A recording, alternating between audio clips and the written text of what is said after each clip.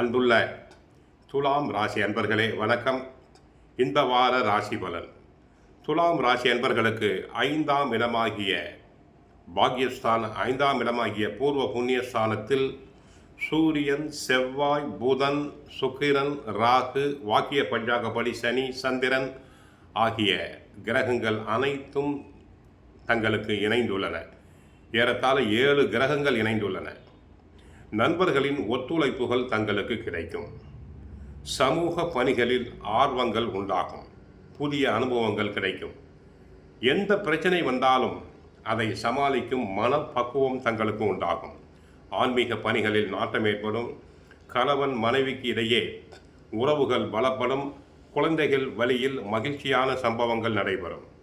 எதிர்பாராத சில பயணங்கள் தங்களுக்கு ஏற்படும்.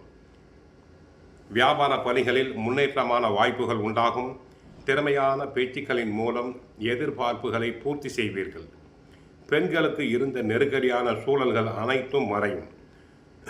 மாணவர்களுக்கு முயற்சிகளில் இருந்து வந்த தாமதங்கள் அனைத்தும் விலகும். நன்றாக படிப்பர். தேர்வுக்கு நன்றாக படித்து நல்ல மதிப்பெண்களை பெறுவர். மாணவர்களுக்கு கல்வியில் இருந்து வந்த ஆர்வமின்மை அனைத்தும் குறையும். புதிய விஷயங்களில் விருப்பம் உண்டாகும். மாணவர்கள் பெற்றோரின் பேச்சை கேட்பர். 5ஆம் இடம் என்பது பூர்வ புண்ணிய ஸ்தானம். அந்த இடத்தில் சில நல்ல கிரகங்கள் இருப்பதால் நல்ல பலன்கள் உண்டு. குறிப்பாக ராசிநாதனாகிய சுக்கிரன் இருப்பது பொருளாதார உயர்வையும் மன திருப்தியையும் இல்லற வாழ்க்கையில் இனிமையையும் தரும்.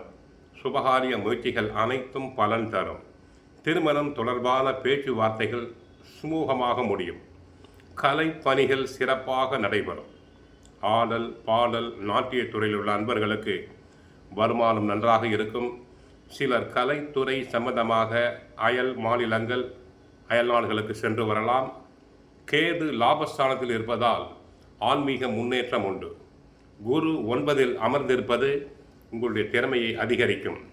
புண்ணியஸ்தானமாகிய 5இல் கிரக யுத்தம் நடந்து கொண்டிருப்பதால் பூர்வ புண்ணியஸ்தானம் சற்று பாதிப்படைகிறது. சொத்து வில்லங்கங்கள் தொடரவே செய்யும். பங்காளிகளுக்குள் பிரச்சனைகள் வந்து போகலாம். அதை சுமூகமாக முடித்து கொள்ளுதல் வேண்டும். வழக்கு பிரச்சனைகள் இழுத்தடிக்கும்.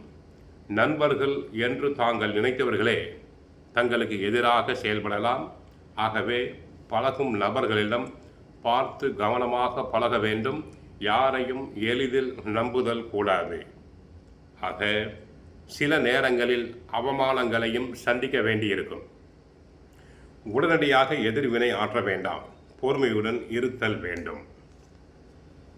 ஆக துலாம் ராசி என்பவர்களுக்கு குருவினால் லாபம். 5ஆம் இடத்தில் இருக்கக்கூடிய சுக்கிரன், சூரியன், புதனால் நன்மைகள். ஒரு சில கிரகங்களால் சில இடர்பாடுகள் உண்டு. கோவிலுக்கு சென்றால் மகாலட்சுமி தாயாரை வழிபடுங்கள். வாழ்க வளமுடன், மங்களம் உண்டாகட்டும்.